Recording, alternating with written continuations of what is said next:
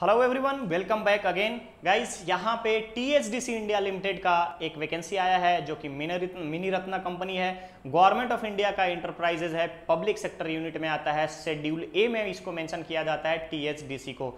तो इसकी रिक्रूटमेंट आई है। इस रिक्रूटमेंट के बारे में हम आज आपको अपडेट देने वाले हैं कि किस तरीके का यहाँ पे आपसे डिमांड किया गया है, यानी कि रिक्वायरमेंट क्या है टीएचडीसी इंडिया लिमिटेड के इस वैकेंसी में। ओके गाइस, तो चलिए जानते हैं हर एक चीज को वन बाय वन।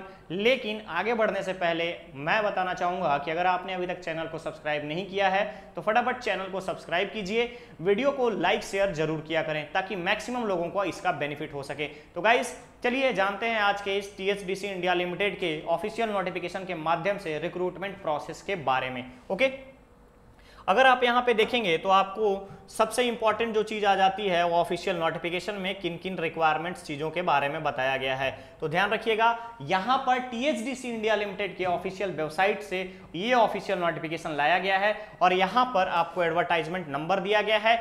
आज के दिन ही यानी कि 1 जुलाई को इसका यहाँ पे अगर आप देखेंगे तो 1 जुलाई से इसका नोटिफिकेशन जारी किया गया है और इसमें अलग अलग चीजें मेंशन कर दी गई हैं कि किस तरीके की कंपनी है, क्या क्या इसका रिक्वायरमेंट है। तो चलिए जानते हैं कि यहाँ पे वैकेंसीज किस किस चीज की है। तो गाइस पहली वैकेंसी सिविल इंजीनियर ट्रेनी की है, दूसरा इलेक्ट्रिकल इंजीनियर ट्रेनी की है और तीसरा मैकेनिकल इंजीनियर ट्रेनी की है। टोटल नंबर ऑफ पोस्ट यहाँ पे अगर आप देखिएगा तो 45 रखा गया है और इसमें 3 डिपार्टमेंट्स यानी 3 ब्रांच के इंजीनियर्स एप्लीकेबल है। ओके, साथ ही साथ यहाँ पे एजुकेशनल क्वालिफिकेशन में क्या क्या आपसे डिमांड रखा गया, एलिजिबिलिटी क्राइटेरिया कैसी है।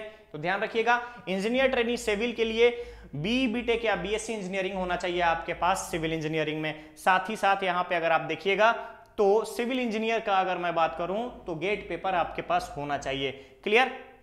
और ये गेट पेपर में अगर आप देखेंगे तो कम से कम अपर एज लिमिट की बात करूं मैं तो अपर एज लिमिट यहाँ पे 30 इयर्स रखा गया है, यानी 30 साल से ज्यादा आपका एज नहीं होना चाहिए।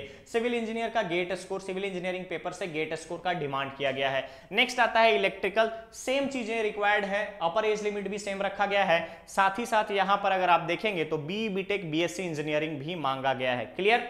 नेक्स्ट हमारे पास पोस्ट आता है मैकेनिकल का। मैकेनिकल में भी सेम मैकेनिकल ऑटोमेशन इंजीनियरिंग में अगर आप गेट दे रखे हैं तो भी अप्लाई कर सकते हैं। अगेन आपका 4 इयर्स का रहना चाहिए और 65% मार्क्स से कम नहीं होना चाहिए। देखेंगे तो मैकेनिकल के लिए 65% मेंशन किया गया है, इलेक्ट्रिकल के लिए 65 मेंशन किया गया है और अगेन आपका सिविल के लिए, तीनों ब्रांच के लिए यहाँ पे 65% मार्क्स का रिक्वायर्ड है। क्लियर? गेट पेपर आपको यहाँ पे अगर आप देखिएगा तो गेट स्कोर जरूरी है। नेक्स्ट आता है रिलैक्सेशन एंड कॉन्सेशन। तो ध्यान रखेंगे ओबीसी, एससी एसटी, पीडब्ल्यूडी इन सारे कैंडिडेट को गवर्नमेंट के नॉर्म्स के अकॉर्डिंग यहां पर कुछ रिलैक्सेशन भी प्रोवाइड किया जाएगा। सिलेक्शन प्रोसेस कैसा होगा तो ध्यान रखिएगा, एलिजिबल कैंडिडेट्स जितने भी हैं उनको ग्रेविटी, अगर गेट के एग्जाम की बात करूं तो गेट 2022 के परफॉर्मेंस के आधार पर यहां पे शॉर्टलिस्ट किया जाएगा। क्लियर? गेट 2022 के स्कोर कार्ड के स्कोर के माध्यम से यहां पे शॉर्टलिस्टिंग होगी और एक नया मेरिट लिस्ट तैयार किया जाएगा। क्लियर है? हेल्थ स्टैंडर्ड कैसा होना चाहिए तो ध्यान रखेंगे, हेल्थ स्टैंडर्ड के लिए चीफ मेडिकल ऑफिसर जो आपका गवर्नमेंट हॉस्पिटल का हो उसके तहत आपका यहां पर हेल्थ सर्टिफिकेट इशू होना चाहिए। क्लियर रहेगा? नेक्स्ट आता है कि हमारा कंपनसेशन पैकेज कैसा रहेगा।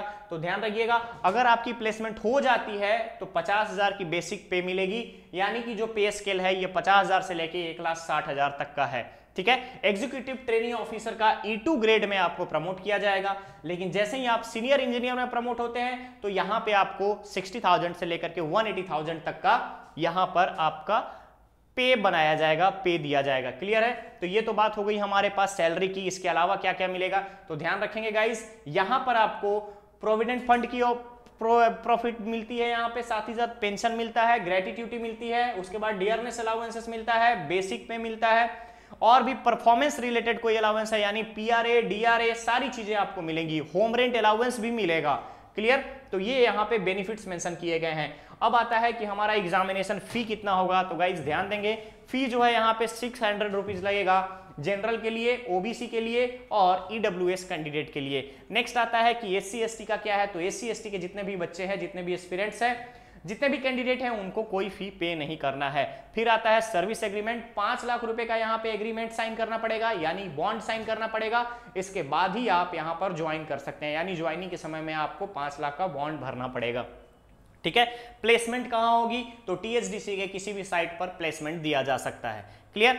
अब इसके बाद आता है जनरल इंफॉर्मेशन। तो जनरल इंफॉर्मेशन में ध्यान रखेंगे भारत के नागरिक अप्लाई कर सकते हैं, ये बेसिक चीजें हैं। यहाँ पे गेट स्कोर होना चाहिए, ओनली गेट स्कोर वाले ही अप्लाई कर सकते हैं इस पोस्ट के लिए।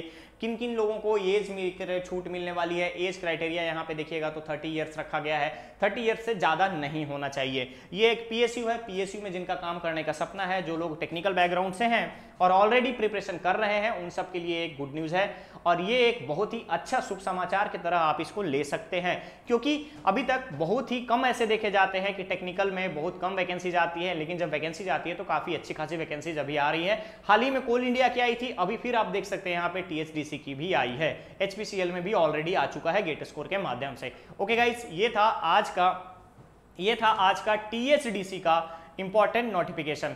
अब हमारे पास रहता है कि हम जनरल इंस्ट्रक्शन तो पढ़ लिए, अब आगे क्या करें। तो जनरल इंस्ट्रक्शन पढ़ने के बाद आपको किस तरीके से अप्लाई करना है, इन सारी चीजों के बारे में बताया गया है ऑफिशियल वेबसाइट में, ठीक है। फिर हमारे पास आता है इंपॉर्टेंट डेट्स के बारे में। 1 जुलाई से इसका रजिस्ट्रेशन प्रोसेस स्टार्ट हो चुका है, एप्लीकेशन प्रोसेस स्टार्ट हो चुका है और साथ ही साथ लास्ट डेट इसका रखा गया है 1 अगस्त। क्लियर, 1 महीने का टाइम आपको एग्जैक्ट दिया जा रहा है। 1 जुलाई से लेकर के 1 अगस्त तक आप यहां पर अप्लाई कर सकते हैं। इस पोस्ट के लिए एप्लीकेशन पोर्टल ओपन होगा, इसके बाद आप आगे बढ़ सकते हैं। क्लियर, 3 अगस्त तक का पेमेंट करने का 2 दिन का एक्सटेंशन दिया गया है कि एक्सटेंशन आपको 2 दिन का है, यानी कि 1 अगस्त तक अगर आप पेमेंट नहीं कर पाए हैं तो आपके पास 24 घंटे का टाइम और है, 48 घंटे का टाइम और है, यानी 3 अगस्त तक आप यहां पर पेमेंट कर सकते हैं। ओके, ठीक है। ऑफिशियल वेबसाइट यहां पर ऑलरेडी मेंशन कर दिया गया है, www.thdc.co.in पर विजिट करके आप यहां अप्लाई कर सकते हैं। वीडियो अवेलेबल होने के बाद डिस्क्रिप्शन में सारी चीजें बता दी जाएंगी, ठीक है। डिस्क्रिप्शन को आप विजिट कीजिएगा, डिस्क्रिप्शन को देखिएगा, डिस्क्रिप्शन बॉक्स में क्या क्या चीजें मेंशन की गई है। आप टेलीग्राम चैनल से भी जुड़ जाइए, जिससे कि आपको पीडीएफ वहां पे मिलता रहे। साथ ही साथ आप चैनल को सब्सक्राइब करना ना भूलें, जिससे कि अपडेट के माध्यम से वीडियो अपडेट आपको डायरेक्टली आप तक पहुंच जाए। ओके गाइस, वीडियो को लाइक शेयर जरूर करें। मिलते हैं हम लोग नेक्स्ट अपडेट में। Thank you so much.